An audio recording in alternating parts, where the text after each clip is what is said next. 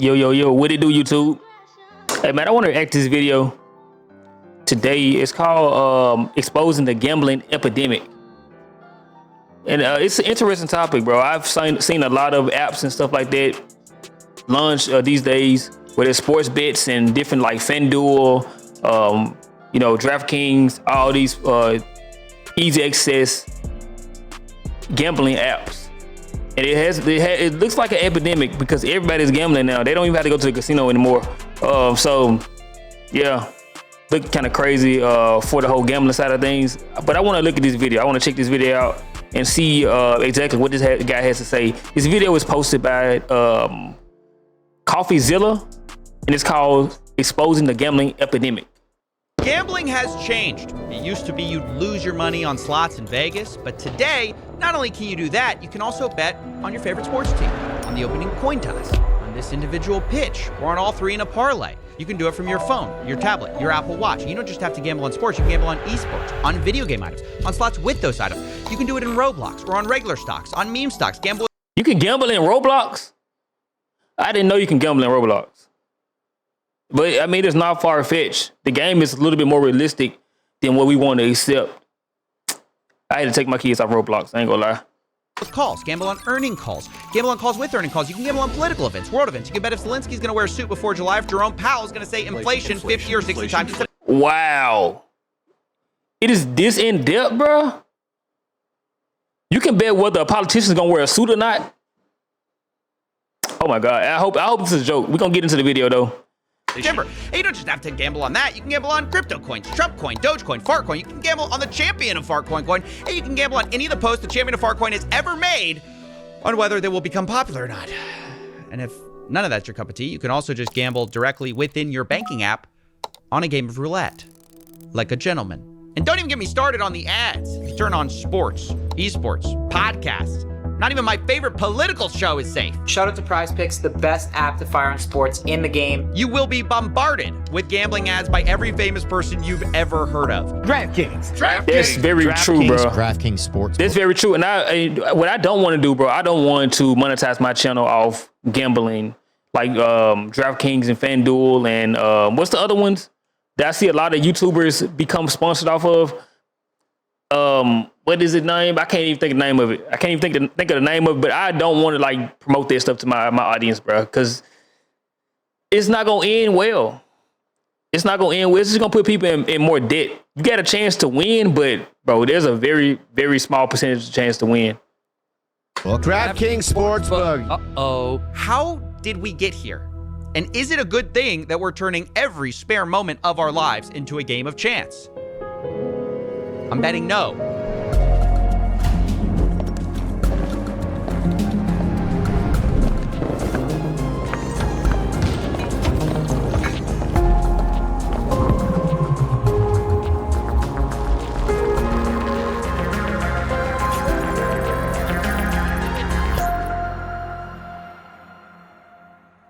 There are three things responsible for gambling becoming more mainstream, but the first and biggest trend is simply the mainstream becoming more like gambling. See, Silicon Valley learned a decade ago that gambling mechanics are incredibly good for user retention, so they put them everywhere.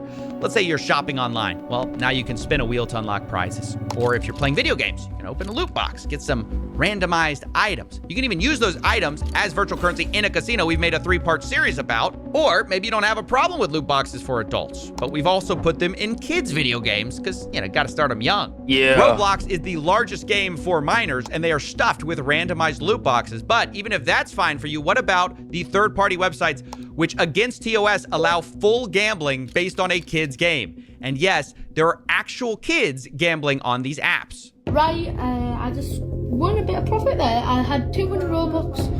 No, I had 200 Robux in profit, 100 Robux in profit, but I lost them. But I had 50 Robux and I lost it, and I thought I got 50 Robux again. So on this, mine's on Robux World, what I'm gonna do is buy 40 crates now. No, not 40 crates, but like 44 crates.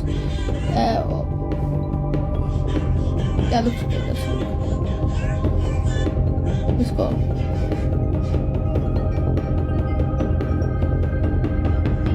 Let's go. We're in profit.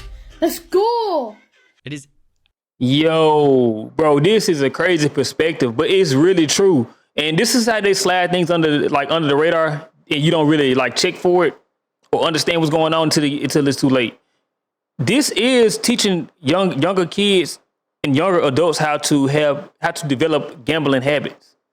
Because like I said, put them in video games, it's like randomized selection to where like you click a box and then you get random things. And these kids be so involved, bro. They be so involved in trying to get this certain particular thing that they just constantly play the same thing and do the same thing over and over and over again. And it's random. Absolutely disgusting to see that. And look, I spoke to an insider who worked on this website, Roblox Wild, before it got shut down. He shared data which claimed they made $5,000 a day, or roughly $2 million a year. Thankfully, this website got shut down, but third-party gambling sites still persist because copying casinos makes a ton of money. And that's why we've been putting it into everything, including our politics. Prediction markets are the answer to the question of what if we could YOLO on election results and world events. The biggest websites are Polymarket and Kalshi, which have exploded in popularity during the American election cycle. But it isn't just major events that attract bettors. I was recently asked to investigate whether this was a suit that Zelensky was wearing. Why? Well, the prediction market had bet $200 million in betting volume on this bet. And some of them were really mad that they decided, no, this is not a suit, I guess. Whether you think it is or not, the volume of betting here is insane. And one reason for that is because these companies are exploiting loopholes that allow betting even in states where normal gambling is illegal. Because these companies say they're not a casino, so they don't fall under the same rules, which is why instead of having to be 21, you can now gamble at 18 on prediction markets. And while there have been legal challenges to this, both of the major companies, Kalshi and Polymarket, have recently brought on the president's son as an advisor, making it hard to see how they're gonna be meaningfully regulated. While all the major betting apps are busy launching their own prediction market copycats to get around the same weak rules that we still have regarding betting. And don't even get me started on the other loopholes that are out there. Have you ever heard of the TikTok of sports wagering? This is Cheddar. We're building the TikTok of sports wagering. Damn, TikTok get into it too. In 20 more states than DraftKings. Accessible for 18 to 21-year-olds. Live, in-game, micro betting. Swipe to predict every moment of every play. I'm going to stop you right there. If you missed it, Cheddar is a new startup trying to combine DraftKings, TikTok, and Tinder features into one app. And one of the things they brag about is they're allowing 18 to 21-year-olds as a competitive edge. Guys, can you believe the untapped market of teenagers for gambling? Now, to be fair, Cheddar has not launched yet, but this is obviously the future we're heading towards, turning everything into a maximally addictive gambling product. It's sports wagering with the pace of a slot machine. Yeah. Isn't that the most dystopian thing you've ever heard? We're trying to turn sports betting into slot machines. I mean, the funny thing is this whole product is built around yet another loophole called a sweepstakes casino, and that's how they get around the 21-year-old age requirement. Here's how it basically works. Sweepstakes casinos claim that you don't actually need to purchase anything to play, so it's kind of not gambling. In fact, you can get free coins to access their games, but they also have a second currency which you can buy. Well, not buy, you get it for free when you buy the worthless coins. For example, their website says if you buy 100 cheddar coins, you get 5 bonus cheddar cash. And that's usually what you can gamble with and redeem for real money. This is actually how Stake US works. If you didn't know, Stake International is one of the world's largest casinos, but they aren't allowed here in the United States. So they have an American arm, which is a sweepstakes casino, which has gold coins and stake cash. One Redditor explains how the loophole really works. Quote, one stake cash is 1 USD. They only use gold coins because they need to say that you aren't gambling with real money to stay open in the US. Except, of course, you are actually gambling with real money. They just have a virtual currency workaround, which basically everyone has figured out. Some casinos are just kind of more honest about it than others. Cheddar's basically saying the quiet part out loud. They're going after 18 to 21-year-olds with TikTok, Tinder, sports betting at the pace of slots. And by the way, people are betting on their success. They're actually in a cohort of startups invested in by a Silicon Valley investment firm called A16Z. But if you think that's a bad idea, now let's talk about banks and gambling. I recently made a video on... And bro, I can say this, bro. We are not in a good state to be trying to gamble, bro. The economy is more stressed out than ever. We definitely living in a weird time. We live in a weird time of capitalism to where everybody's trying to capitalize off the next person, trying to squeeze the last little bit of coins they have in them out. You know, this is terrible. It's a real, very shameless time to be alive, because nobody's ashamed at all of the things they're doing, the tactics they go to just to get money out of you, bro. Nobody's ashamed. It's a very shameless time. Yada, which was a fintech, which is a complicated story we've done a ton of work on here and here. But basically, the original pitch was a no-lose lottery, which gamified savings. Lots of YouTubers worked with them, and they acted like a bank, at least at first, until they switched their new business model to be about allowing you to gamble inside the app and lose money, essentially becoming a casino within what is essentially a bank account. Now, I should actually note that Yada recently shut down the banking side and have fully focused on the sweepstakes casino part. I guess it's a more profitable business, but it's a sign of the times that everyone is moving their app more towards gambling, and finance is going the same way. On August 19, 2025, the investing app Robinhood announced they are bringing sports betting prediction markets to their app. In the announcement, the vice president of Robinhood claimed sports betting was a, quote, no-brainer, as we aim to make Robinhood a one-stop shop for all your investing and trading needs. AKA, we noticed people were leaving to other apps. We don't like that. We'd like you to never leave our app.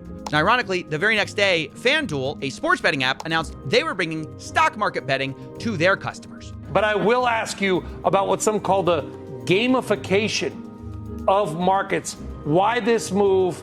Why FanDuel? Why now? For us to have a partner like FanDuel and be able to have 14 million accounts on day one, I'm not becoming a casino, contrary to popular opinion. I didn't buy a casino. These are markets that will be offered to the general public, and we think is massively exciting of what it could do. And you couldn't have a more perfect image of how finance is embracing the casinos and vice versa. Actually, correction, you can have a more perfect image, because after I wrote this, the New York Stock Exchange's owner invested $2 billion into Polymarket. So actually, this is the perfect image of where we are. And a result is a lot of young people now see the stock market as kind of more like a betting market. The most popular group on Reddit is personal finance with about 21 million followers. In second place, Wall Street Bets, where gambling on the stock market is embraced and celebrated. It grew the most during the meme stock craze of 2020, which shifted how some people thought about investing. Instead of being driven by earnings, prices, or fundamentals, people gambled on memes, attention, and vibes. People are chasing bigger returns and taking on bigger risks to do so. One measure of this is the amount of debt people are taking out to invest. Margin debt is at an all-time high of $1 trillion, which even on an inflation-adjusted basis is near all-time highs and up 5x over the last few decades. Not only that, the rapid growth of zero-day options by retail traders is also a telltale sign. It's grown 5x in volume over 5 years, showing that people are trying to gamble more. Zero-day options are the stock trader equivalent of red or black at the casino. Fast action, massive wins or losses on a single day. But if the stock market is America's casino, then meme coins are basically the back alley bookie who will break your legs. Bigger price swings, faster action. Meme coins are even more degenerate than meme stocks and pump and dump usually within a single day.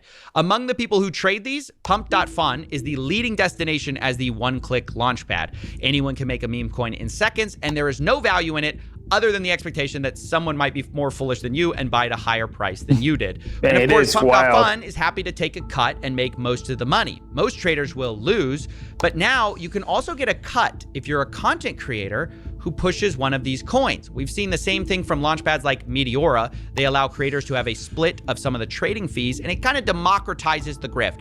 Now, anyone can farm their followers and fans for money. You don't have to be particularly sophisticated. And that's actually how Trump made millions of dollars in fees with Trump meme coin without ever selling. He just farmed the fees. And to be clear, this money doesn't magically appear. It's being siphoned away from regular people who mostly lose. It creates a sad ecosystem where most creators are racing to the bottom for attention to get their audiences to pump their worthless coins, leading to a predictable spiral where most are scamming, rage baiting, or otherwise trying to shock each other into becoming the biggest grift of the day. So 20 years until retirement. At this rate, it's probably going to be more like 40. Okay, no, way too long. Let's see how much you're spending. I cups that got drained. Woo-hoo. Thanks for the 20 bandos. It's ripping. What? If you've ever heard of a zero-sum game where someone has to win for the other one to lose, meme coins are negative sum because of all the trading fees. Most people, by definition, will lose. The real winner, of course, is Pump.Fun and people pushing it. According to one analysis, they've generated revenues of over $800 million for themselves, while almost none of the traders have made significant profits. That's crazy. According to one analysis, 0.4... It's a fucking scam, bro. It's a scam. Most gambling systems are scams, though, bro. Like, it's built for them to get rich and for them to get rich off the back of other people that feels like I'm not spending a lot of money. You know, if I bet $2, you know, that's not a lot of money, but you got to look at it as a collective. How much money did they make off everybody? I mean, if you lost $2 and they made $2 off of everybody, off 1 million people, you see what I'm saying? That's $2 million. Like, people are not that mentally stable in this day and time that we're living in. We're not that financially stable. We're not spiritually stable. We're not mentally stable. And to push things like this on top of people that's already struggling in an economy to where everything is very expensive is just diabolical. Percent of all traders will ever make over $10,000. So almost no one. And look, the reason we're going through all of this is to explain the many ways that gambling is no longer just about slots, cards, brick and mortar casinos. We've injected it into every conceivable aspect of our lives. And that has two effects. One, it's inescapable. You cannot avoid gambling by avoiding Vegas anymore. It's literally everywhere. And then two, it's also harder to understand and study because most researchers are studying like casinos, sports betting, but so much of gambling is not that anymore. So as we get to the numbers of this stuff, remember, everything's going to be an undercount. But it is still important to talk about those casinos, and that's where we're going to shift now. Starting with the biggest trend that has happened for these casinos, and number 2 on our reason, which is sports gambling becoming legalized. Rewind the clocks for a second back to 2018 when the Supreme Court overturned a federal ban. At the time, basically, you could only sports bet in Nevada. But after this, you can see in a few years, we've completely flipped on the issue. Most states now allow sports betting. And along with that, the advertising budgets for these companies is absolutely enormous. DraftKings, FanDuel, Underdog, Prize Picks, they've spent hundreds of millions of dollars getting celebrities and influencers to push their product every year. And man, has it worked. As I'm writing this, the number 1 sports app on the App Store is not sports. Underdog. It's not ESPN. ESPN and the NFL are second and third. The number 1 sports app is actually DraftKings. And in the top 10, half of those apps are sports betting, which is insane. Damn, that is crazy, bro. Obviously, one, hold on, hundreds of millions in advertising. I gotta go back. The second, those apps are sports. So the number 1 sports app is DraftKings. Number 2 is ESPN. Number 3 is NFL. Number 4 is FanDuel. Then Prize Picks. Then Bet365. And Underdog Sports is 7. So out of the top 5, out of the top 10, 1, 2, 3, 4, 5 of the sports apps are betting apps. The number one sports app is a betting app. And out of the top 5,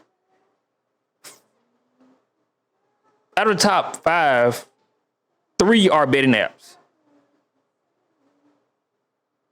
This is crazy. So no, okay, I said out of the top 10. Out of the top 12, 1, 2, 3, 4, 5, 6 are betting apps. Damn. Yeah, that is pretty wild, bro. Like this like sports apps not even dominated by actual sports anymore, bro. It's dominated by betting, gambling, betting, which is insane. There are 2 reasons for this. Obviously, one, hundreds of millions in advertising, but the second is what are called inducements, which is when these apps will incentivize players to download them and place a bet, sometimes literally offering what seems like free money. It's got an NFL offer. Don't play with me. Just turned $5 into $150 in bonus bets. New customers bet $5. And this is all you see now, bro. All you see is commercials for sports betting. $2,000.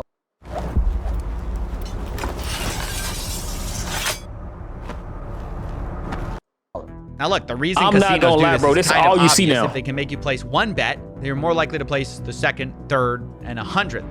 But even setting aside the fine print of these weird offers, does it not strike anyone else as weird that we're allowing gambling companies to give away free stuff? Imagine the cigarette industry told you, buy your first pack, get 50 free packs free to get you started.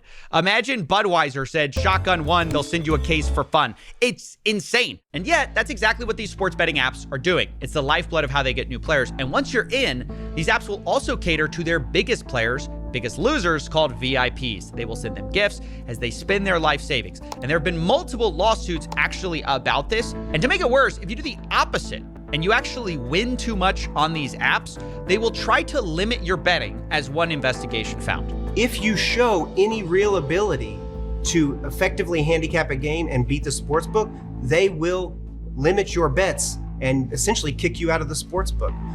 Because the whole propaganda is not for you to win. It's for you to lose, bro. If you winning too much in these sports apps, they're gonna fucking investigate it. They losing money. They're not tricking you. They're not making the money that they thought they was gonna make. They will not let you win. Can you talk to me a little bit about how sportsbooks treat you once you start winning? They don't want to accept your bets. Yeah, it turns out the casinos actually hate the exact player that's featured in all of their advertisements. The guy who actually wins too much money. Which is actually so crooked when you think about it, that if you're one of the few people who achieves what they're promoting, they actually don't want you. Now, as I was writing this story, another massive scandal actually broke in the sports betting world, which is even more corrupt than not allowing winners. But as you now know, individuals such as Chauncey Billups, Damon Jones, and Terry Rozier were taken into custody today. Former, current NBA players and coaches. What you don't know is that this is an illegal gambling operation and sports rigging operation that spanned the course of years. That's right. The FBI just exposed a massive sports rigging scheme that was using these apps to win money on rigged basketball games. One example of this was March 23rd, 2023, when an NBA player, Terry Rozier, told a friend ahead of time that he was going to go out early on a foot injury. And so that night, $200,000 in bets were placed on his underperformance because no one else knew that he was injured. And a few minutes after Terry kind of limping around, he left the game and the bets paid off. A few days later, Terry Rozier and his friend allegedly counted the money at his house from the fraudulent wagering scheme. And this was one of several rigged games the FBI alleged, but the media was quick to point out this isn't even the first time someone was caught doing something like this. Jonte Porter, who played for the Toronto Raptors, has already pled guilty. He's already pled guilty. He's awaiting sentencing for doing just what Rozier and Jones are accused of. So this train has already left the station, Laura. And I have to tell you, when Jeff Teague, an NBA player, says, oh, there's betting everywhere, it is everywhere. I've done ads for DraftKings. LeBron James has done ads for DraftKings. In fact, ESPN, when they were reporting this story this morning, they're having programming, people talking just like you and me, talking about this scandal on the press conference the FBI was giving. And underneath them on the ticker was an ad for ESPN Bet, which is ESPN's own sportsbook. Yeah, the irony of all of this is that the same people who condemn illegal betting going on are simultaneously pushing the sports books which create the opportunity. And at some point, the producers on ESPN actually noticed it. And see if you can spot the moment they try to fix the sportsbook ad in the corner. You hear a lot about legal sports gambling on this show. The Bussin' Boys, obviously sports gambling is a huge part of what you do, so we put those all out there as a preamble because it might be in the back of people's minds, and we acknowledge that this is a different time and place.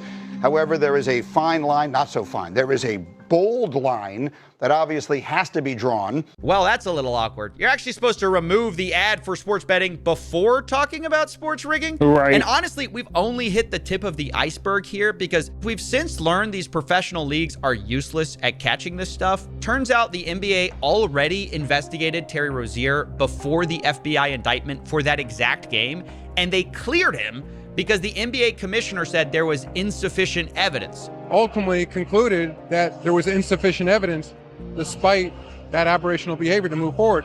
Right. So even with aberrational activity, they had the right game, the right guy, and the NBA couldn't find enough evidence. I mean, the more money that goes into sports betting, the more this will be a problem, and the leagues are clearly not equipped to handle it. But people just look the other way because the money's too good. And I want to now address the size of these betting markets because they're absolutely enormous in ways most people don't understand. And to get our heads around it, we're going to look at some survey numbers. One study estimates that 22% of all Americans and almost half of men my age have an online sports betting account. Another estimates that 1 in 4 people have placed a bet on sports, and 1 in 5 have placed a bet in the last year. Like with all surveys, there's margins of error here, but the data mostly agrees. Sports betting is very widespread and extremely popular among young men. And for the ones who get addicted, it's financially devastating. One recent study looked at Americans' finances before and after sports betting was legalized by their state. They found that bankruptcy rates rise approximately 10% after legalization. Another paper looked at financial stability, noting that for households that do bet, they spend on average about $720 a year sports betting. And the study found that for every dollar someone deposits for betting, there's a reduction in net investments of just under $1. As people gamble more, they invest less, which means their financial future is worse. Makes sense. But this is especially true of problem gamblers or gambling addicts. To be clear, this is not something that affects all gamblers. Roughly 1% of the world population suffers from this. It's more common among people who bet regularly and bet online, two of the things that sports gambling encourages. Problem gambling completely obliterates people's finances and affects more than just the gambler, because as they beg, borrow, or steal to continue their addiction, they affect everyone around them. And I do mean steal. Roughly half of gambling addicts will commit a crime, and most of those crimes are to continue gambling, often leading to a spiral where the addict doesn't see a way out, which is why problem gambling has one of the highest suicide rates of any substance addictions. Full stop. Yeah, that's crazy, bro. Cause you fuck around and lose everything. These companies are designed to rip off, the people that support them. I don't see why people will go around just gambling, for the possibility of making some money, not taking into consideration that there's a very, very large chance that you're gonna lose and you're not gonna win. You know what I'm saying? So I never understood the mind of a gambler. Like I said, I've gambled before in my life, but I never made a big thing out of gambling because I never liked it. I never liked it to lose, But yeah, it has become a widespread thing. All I see now is ads for like sports betting apps. I see a lot of content creators and stuff pushing it. I see a lot of celebrities pushing it. I see so many commercials of sports betting apps. But what changed my perspective is seeing that it's in video games and stuff like that. I never looked at it as gambling in video games, but it is gambling when you pay money to get randomized items and it's random, and then you're trying to get a specific thing and you don't get it, and then your child come back to you asking you for V-Bucks or Robux or whatever you call them, and just to get this specific item. You know what I'm saying? So yeah, it's crazy. But man, hey, this is the end of the video, bro. I'm gonna end the video here. If you last this long, bro, I want to say you a real one, and hit the like button, bro.